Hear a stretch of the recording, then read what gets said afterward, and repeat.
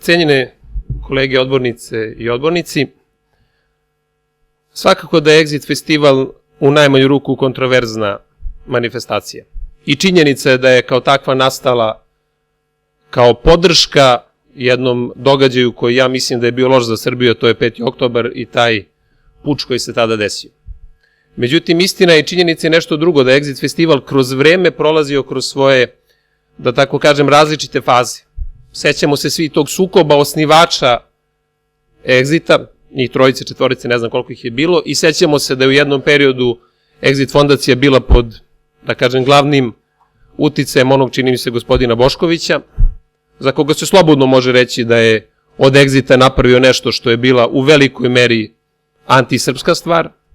Setimo se da je Exit festival pod rukovodstvom gospodina Boškovića čak uradio jednu veliku političku provokaciju time što je napisao dobrodošli u Novi Sad, glavni grad Vojvodine, što je bila katastrofa i što je bio neverovatan udarac na interes države Srbije. Međutim, treba reći jednu veliku istinu. U toku 2012. godine je došlo do promjena na čelu Exita i na čelo je došao gospodin Dušan Kovačević. Ja gospodina Dušana Kovačevića poznajem lično. I mislim da je zaslužio da dobije šansu od nas danas. Šansu zašto? Zato što sam ja zajedno sa njime, zato što je dr. Andrej Fajgelj zajedno sa njime pokrenuo jedan za Srbe značajan projekat, a to je antisrpski monitoring. Zato što je Dušan Kovačević meni lično više puta ponavljao da će dati sve od sebe, da će pokušati i da preko Exita i Exit fondacije ko postoji, da uradi sve da se istina o stradanju Srba u Jasenovcu, Jadovnu i Šajkaškoj, a stradanje Srba od nacista se tada desilo, dakle da će koristiti i Exit fondaciju i Exit za promociju toga, dakle za promociju istine da je u Jasenovcu ubijeno 700.000 Srba, za promociju istine da je u nezavisnoj državi Hrvatskoj prvi put nastao logor za decu, logor za žene, za promociju istine o žrtvama Šajkaške i Novosadske racije. Iz tog razloga odbornička grupa Treće Srbije će danas podržati to da Dušan Kovačević kao čovek dobije, ja bih rekao, šansu i podršku od svih nas da i u ovakvim stvarima pomogne.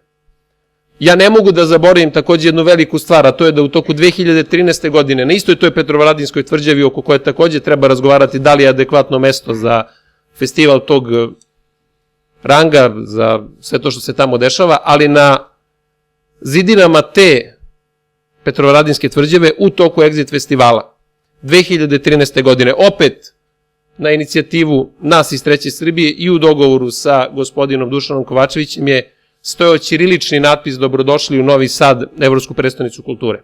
I to je prvi put bio da se ćirilica tada pojavila na Exit festivalu, što smatram simboličkom pobedom u odnosu na prethodnu godinu kada je pisao onaj skaradni naziv dobrodošli u Novi Sad, prestonicu Vojvodine. Dakle, zbog svega toga, i ne treba lagati, ne treba se sklanjati, Exit ima političku konotaciju. Exit jeste delom i politička stvar. Ne bismo mi toliko i raspravljali o tome da nije. Opet ponavljam, Exit jeste kontroverzan festival. Ali ja lično pronalazim i ovu komponentu, opet ponavljam, na bazi ličnih razgovora sa gospodinom Kovačevićem, na bazi ličnih dogovora sa gospodinom Kovačevićem, o tome da Exit treba da služi i za promociju srpskog nacionalnog interesa.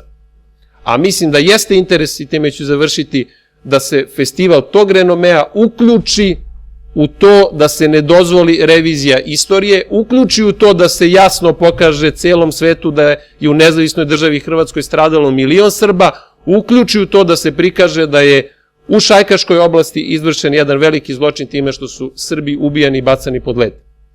Opet ponavljam, meni je Dušan Kovačević lično u više navrata garantovao da će Exit fondacija i Exit festival to da radi. Ja mu u ovom trenutku verujem. Ukoliko bude izigrao to što je rekao, to će ići na njegovu dušu, ali mislim da kao neko ko je, i to opet znam lično, postao i pravoslavni hrišćanin, da se redovno ispoveda kod sveštenika koji je između ostalog i moj duhovnik, mislim da prosto neće imati ni volje ni želje da tako nešto što je obećao slaže. Dakle, zbog svega ovoga ja lično i odbornici Treće Srbije će podržati da Dušan Kovačević dobije februarsku nagradu. Hvala puno.